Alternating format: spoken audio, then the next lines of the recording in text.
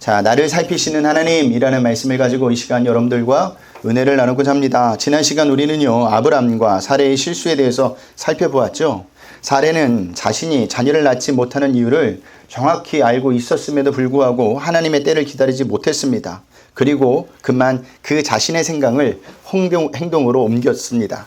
그 생각은요, 남편인 아브람이 자신의 몸종인 하갈과 동침하는 것이었어요. 그렇게 아브람과 하갈은요, 동침을 하게 되었는데 놀랍게도 하룻밤 만에 임신이 된 겁니다. 사라의 생각대로 된 것이죠.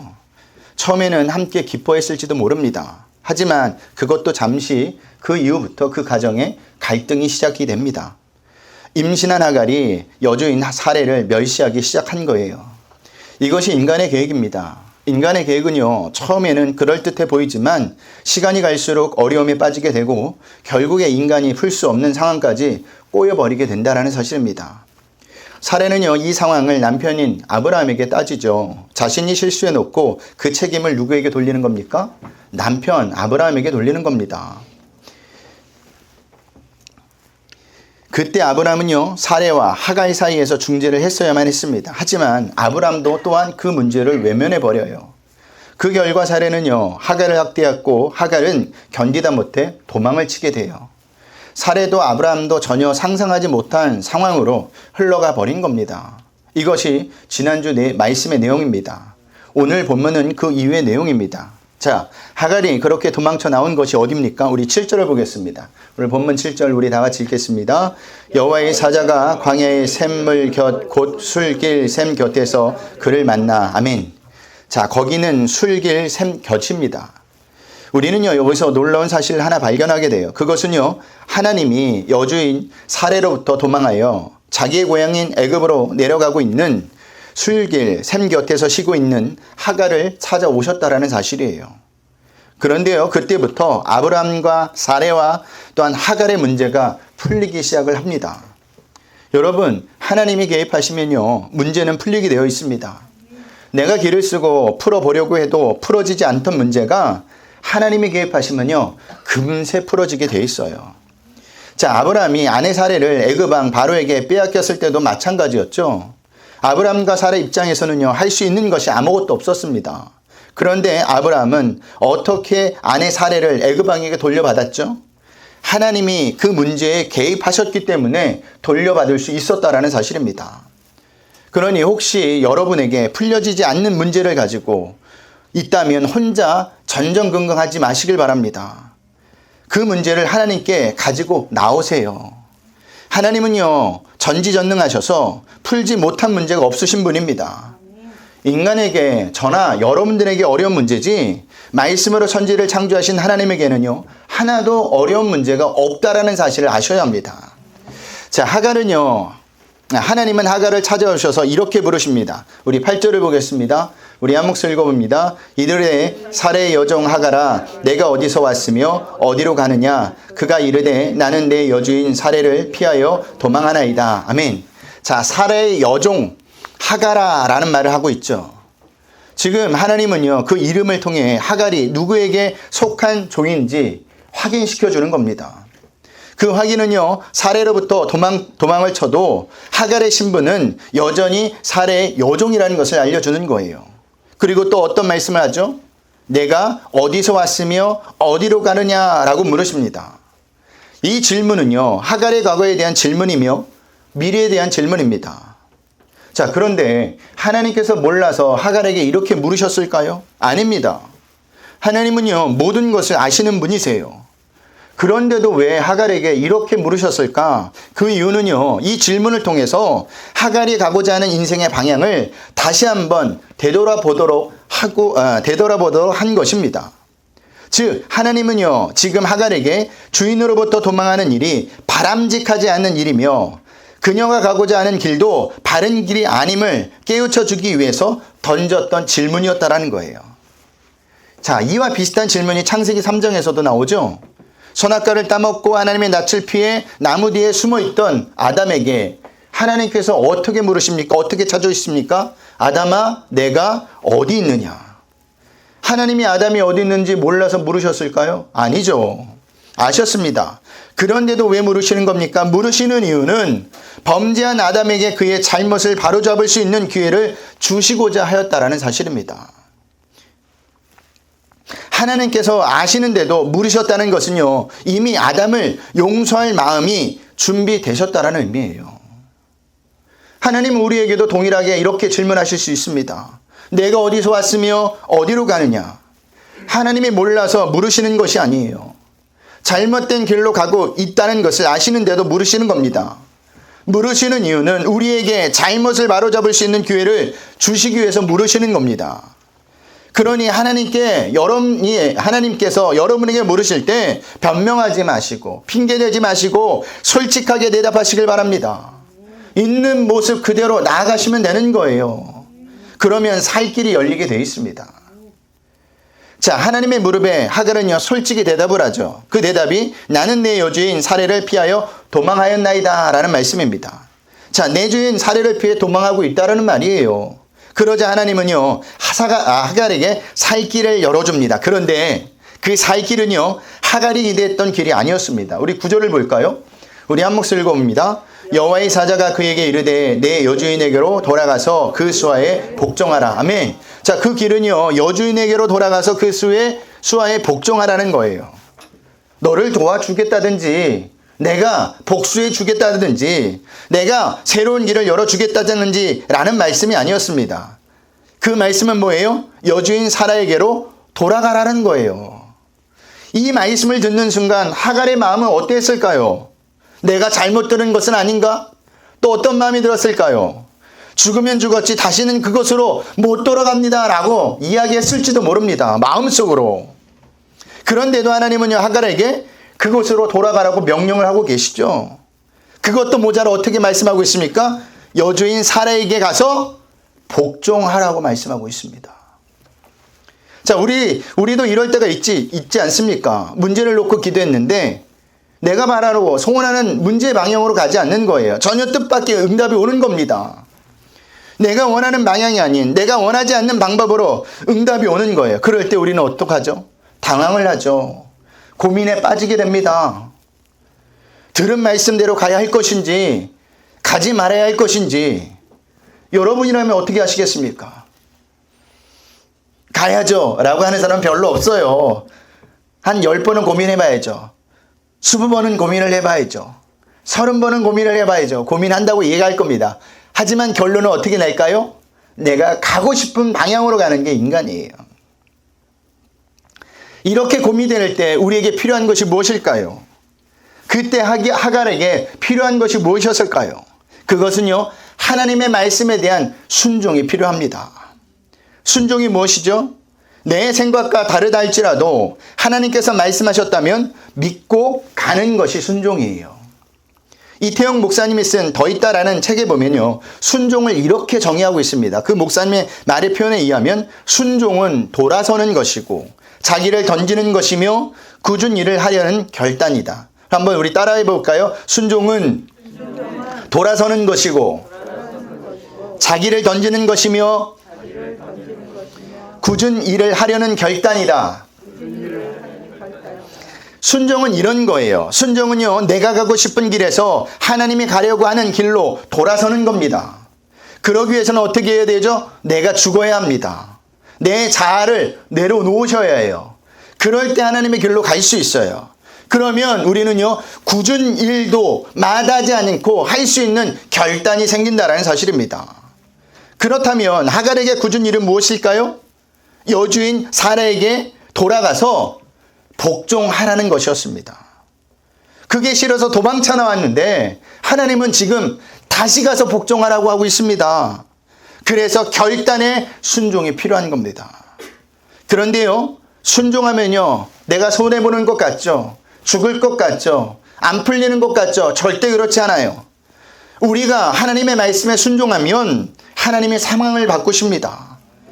우리가 하나님의 말씀에 순종하면 하나님의 그 문제를 해결해 주신다라는 사실입니다.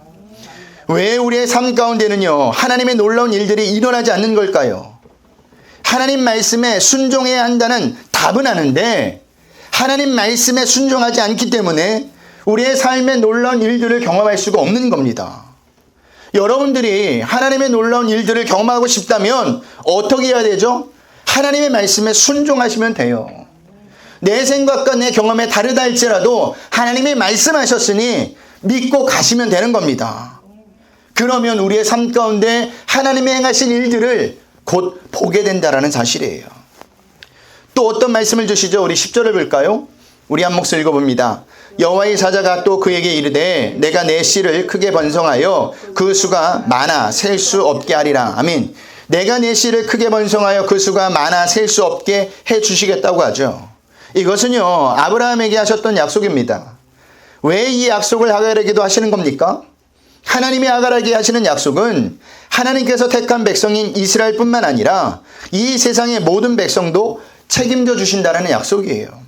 비록 하갈에서 나온 자식은 약속의 자식은 아니지만 육신의 자손일지라도 하나님은요, 이들에 대해서도 역시 관심을 가지고 계시며 그들에게 은혜를 베풀고 계시다라는 겁니다. 그 덕분에 저와 여러분이 은혜를 받게 된 거예요. 그리고 그 덕분에 하나님을 믿지 않은 자들도 지금도 하나님이 베푸시는 은혜를 받고 있다라는 사실입니다. 이것을 신학적 용어로 말하면 일반 은총, 일반 은혜라고 하는 거예요. 자, 세상 사람들도요, 하나님을 믿지 않은 사람들도 햇빛, 비, 바람, 공기, 더 나아가 사회법까지도 모두 일반 은총, 일반 은혜에 해당이 되는 겁니다.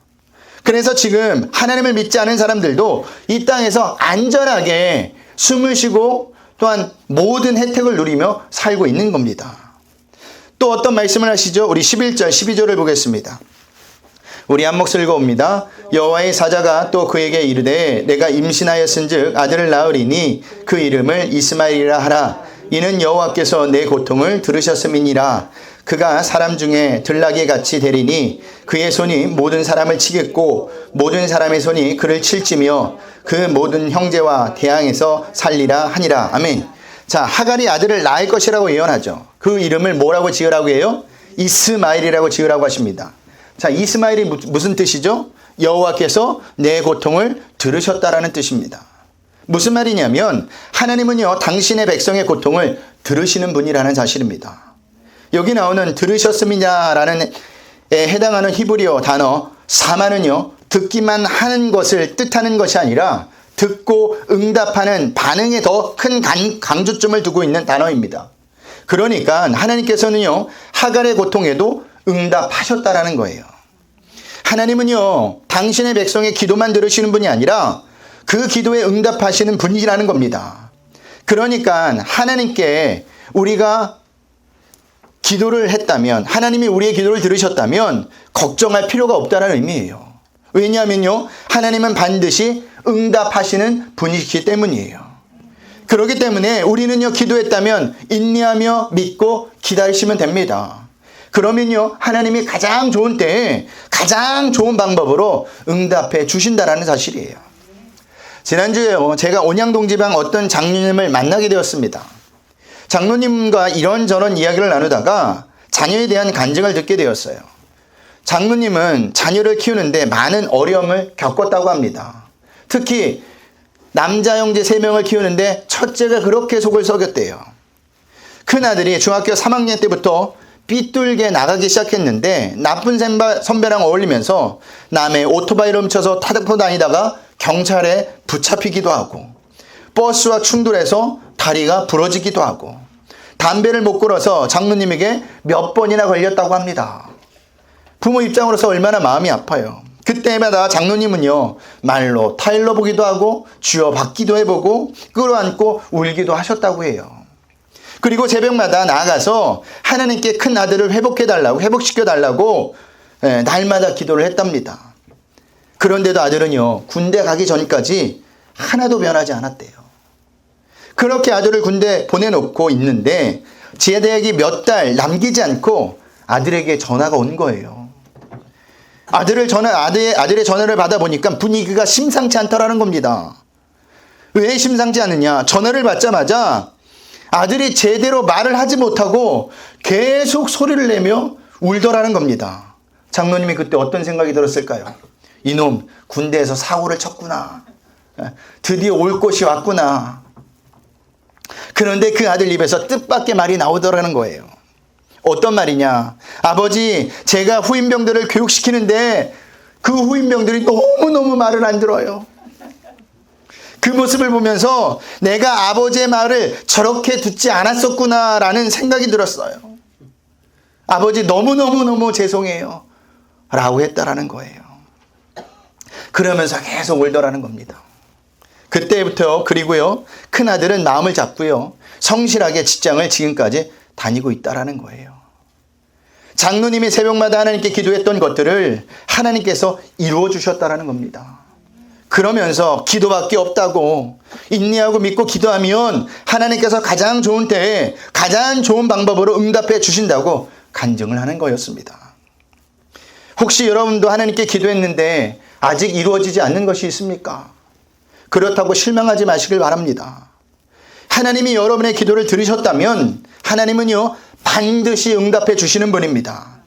그것도 가장 좋은 때에 가장 좋은 길로 인도해 주시는 분이에요. 그러니 하나님을 믿고 인내하며 기도를 쉬지 않고 기도를 계속해서 이어나가시길 바랍니다. 하나님은 반드시 저와 여러분의 기도에 응답하시는 분입니다. 자, 하나님께서 이렇게 하나님께서 하신 모든 말씀을 듣고 하갈은요, 하나님은 이렇게 찬양하고 있습니다. 우리 13절, 14절을 볼까요? 우리 한 목소리 읽어봅니다. 하갈이 자기에게 이르신 여호와의 이름을 나를 살피시는 하나님이라 하였으니 이는 내가 어떻게 여기서 나를 살피시는 하나님을 배웠는고 함이라. 이름으로 그 샘을 브엘라 헤로이라 불렀으며 그것은 가데스와 베레 사이에 있었더라. 아멘. 지금까지 하갈은요, 하나님이 아브라함과 사라의 하나님인 줄로만 알았습니다. 자기와는 상관이 없는 분인 줄로만 알았어요. 그런데 하나님이 말씀하신 것을 들어보니까 그게 아니었던 거예요. 아브라함과 사라의 하나님이실 뿐만 아니라 자신의 하나님도 되신다는 것을 알게 된 것이죠. 그래서 하갈은요, 하나님을 나를 살피시는 하나님이라고 고백을 한 겁니다. 하갈의 고백대로요, 하나님은요, 그녀의 모든 처지와 형편을 다 알고 계셨어요. 무엇 때문에 힘들어했는지, 왜 그 집에서 도망 나올 수밖에 없었는지 다 살펴보고 있으셨다는 말입니다. 그렇다면 우리는 여기서 이런 질문을 할 수 있어야 합니다. 하나님께서는요, 왜 하갈을 살피셨을까? 하갈에게 그럴 만한 조건이 있어서 그럴 만한 행동을 해서 살피신 겁니까? 아니에요. 하갈에게는요, 그럴 만한 조건이나 행동은 전혀 없었습니다. 그런데도 하나님은요, 왜 하갈을 살피셨을까? 이유는 단 하나예요. 하나님은요, 하갈의 하나님이기도 하시기 때문입니다. 이것은 우리에게도 동일하게 적용되는 말씀이에요. 하나님께서 우리를 살피시는 이유는 저와 여러분들에게 그럴 만한 조건과 행동이 있어서 살피는 것이 아니라 하나님이 우리의 하나님이 되시기 때문입니다. 언제부터 하나님이 우리 하나님이 되시기로 결정하셨나요? 우리의 행동을 보고요, 우리의 조건을 보고요? 아니에요. 태초부터 우리의 하나님이 되시기로 결정하셨다는 사실입니다. 그런데 그 태초에 우리가 있었을까요? 없었어요. 그때는 우리는 아무것도 아닌 존재였습니다. 그런데도 하나님은요, 태초부터 우리의 하나님이 되시기로 결정하셨다라는 사실이에요. 그렇다면 하나님이 우리의 하나님이 되시기로 이미 태초부터 결정되었다면 우리는 어떤 삶을 살아야 할까요? 하나님이 우리의 하나님이 되시기로 했다는 사실에 감사하며 사셔야 합니다. 감격하며 사셔야 합니다. 날마다 하나님을 찬양하며 사셔야 돼요. 그리고 최선을 다해서 하나님의 백성답게 이 땅에서 거룩하고 구별되게 사셔야 한다는 사실입니다. 이 사실을 알지 못하면요, 우리는요, 세상 사람들처럼 살 수밖에 없는 거예요. 받은 은혜가 큰 사람은요, 그 은혜에 보답하기에 제대로 철저하게 삽니다. 근데 그 은혜를 깨닫지 못하는 사람은 그냥 대충 살아요. 자, 그리고 하갈은요, 샘 곁에 있는 자신을 찾아오신 하나님을 기념하기 위해서 샘을 이렇게 부르죠. 브엘라 헤로이. 히브리어로는요, 베르, 라하이, 로이입니다.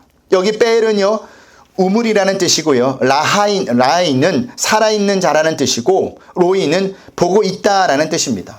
자, 이것을 종합해보면 어떤 뜻이냐면 살아계셔서 나를 살피시는 분의 우물이라는 뜻이에요. 마찬가지로 하나님은요, 지금도 살아계셔서 저와 여러분을 살피시는 중이십니다. 과거의 하나님이 아니라, 너무 멀리 계신 분이 아니라, 나와 상관없는 하나님이 아니라 지금도 살아계셔서 당신의 백성들을 눈동자와 같이 살피시는 분이 우리 하나님이시라는 분이에요. 그렇다면 우리가 지금 당하고 있는 문제, 지금 처해 있는 상황을 누구한테 가지고 나아가서 알아야 될까요? 하나님 앞에 가지고 나아가서 알아야죠. 지금도 살아계셔서 당신의 백성을 살피시는 하나님께서 우리가 당한 문제와 우리가 처한 환경에서 견뎌내 주시는데 누구를 의지하겠습니까? 이 하나님을 성도들이 모르기 때문에 자꾸만 세상에서 답을 찾으려 하는 겁니다. 가장 먼저 떠야 될 분이 하나님이어야 되는데 하나님이 아닌 세상 사람을, 물질을, 권력을, 환경을 생각한다라는 사실이에요. 근데 여러분들의 의지에 보셔서 아시지 않습니까? 절대 그것은요, 우리 문제를 근본적으로 해결해 주지 못해요. 내 이야기를 다른 사람에게 이야기했는데, 상담을 했는데 그 이야기가 돌고 돌고 돌아서 내게 다시 돌아오는 거예요. 얼마나 상심이 큽니까? 그러니 사람 의지하지 마시고 환경 의지하지 마시고 우리 하나님이 되시는 그분만을 의지하시길 바랍니다. 그 하나님께 피하시길 바라요. 하나님을 의지하고 하나님께 피하는 자는 반드시 하나님께서 지켜주시는 거예요. 자, 하갈은 그렇게 술길 샘 곁에서 하나님을 만나고요. 아브라함과 사라에게 돌아갑니다. 그리고 하나님의 말씀대로 아들을 낳고 이름을 이스마엘이라고 짓습니다. 우리 15절, 16절을 보겠습니다. 우리 한 목소리 읽어봅니다. 하갈이 아브라함의 아들을 낳음에 아브라함이 하갈이 낳은 그 아들을 이름하여 이스마엘이라 하였더라. 하갈이 아브라함에게 이스마엘을 낳았을 때에 아브라함이 86세였더라. 아멘. 자, 우리는 여기서 하나님의 말씀이 그대로 이루어지는 것을 다시 한번 확인하게 됩니다. 여러분, 하나님의 말씀은 반드시 이루어져요. 사람의 약속은요, 그 사람의 환경과 조건에 따라서 변할 수 있지만 하나님의 약속은 절대 변하지 않습니다. 그러니 하나님의 말씀을 믿고 붙들고 산다면 우리는요, 절대 속을 일도 없고 손해볼 일도 없다라는 사실을 분명히 아시기 바랍니다. 자, 말씀을 마치겠습니다. 제가 오늘 4가지를 말씀드렸습니다. 첫 번째, 하나님이 개입하시면 문제는 다 풀린다라는 거예요. 내가 길을 쓰고요, 풀어보려고 해도 풀리지 않았던 문제가 하나님이 손가락 하나만 까딱하셔도 풀리게 되어 있습니다. 마가복음 5장을 보면요, 12년 동안 혈루증에 살아왔던 여인이 나오죠. 그 여인은요, 혈루증을 고치기 위해서 그 본문을 보면 많은 의사를 찾아갔고 또한 고치지 못했다고 했습니다. 그로 인해서 가진 재산도 다 허비하고 말았다고 해요. 그러던 중 소문을 듣고 예수님을 찾아가게 된 겁니다. 그리고 예수님의 옷을 손을 대는 순간 어떻게 돼요? 혈루증이 단번에 낫게 되었다라는 사실이에요. 이처럼 하나님이 개입하시면요, 문제는 사라집니다. 문제는 풀리게 되어 있어요. 두 번째, 하나님의 말씀에 순종해야 한다는 겁니다. 순종할 때 하나님이 상황을 바꾸세요. 순종할 때 하나님이 일하십니다. 순종할 때 하나님이 문제를 해결해 주세요. 그러므로 하나님의 말씀이 내 생각과 경험에 맞지 않는다 할지라도 그래도 순종하시길 바랍니다. 순종하면요, 놀라운 일들을 경험할 수가 있습니다. 나아만 장군이 어떻게 나병에서 깨끗함을 받았죠? 요단강에 7번 몸을 담그라는 엘리사의 말에 순종하였을 때 살이 어린아이와 살같이 되는 놀라운 경험을 했다라는 사실입니다. 세 번째, 하나님은요, 당신의 백성을 기도를 들으시고 반드시 응답해 주시는 분이라는 사실이에요. 그러므로 여러분이 기도했다면요, 인내하고 믿고 기다리세요. 그러면요, 하나님의 때에 가장 좋은 방법으로 응답해 주십니다. 마지막으로 하나님은요, 당신의 백성을 살피시는 분이라는 사실이에요. 하나님은요, 우리의 모든 처지와 상황을 다 살펴보고 계세요. 우리가 무엇 때문에 힘들고 있는지, 무엇 때문에 슬퍼하고 있는지 다 살피고 계세요. 말을 하지 않아도 사람은 모르지만 하나님은 다 알고 계신다라는 사실입니다. 근데 왜 살피고 계실까요? 그분이 우리 아버지 하나님이시기 때문이에요. 그분이 우리의 아버지시기 때문이라는 사실입니다. 그러니 한 주간도 우리의 모든 처지와 형편을 다 살피시는 하나님께 모든 것을 맡기시길 바랍니다. 세상, 사람, 물질 의지하지 마시고 가장 먼저 하나님을 떠올릴 수 있는 저와 여러분들이 되시길 소원합니다. 하나님이 여러분들을 도우실 겁니다. 하나님이 여러분의 문제를 해결하실 겁니다. 인간은 못해도 하나님은 하실 수 있는 분이십니다. 그것을 믿고 믿음으로 사시는 저와 여러분들이 되시길 주님의 이름으로 부탁드리겠습니다.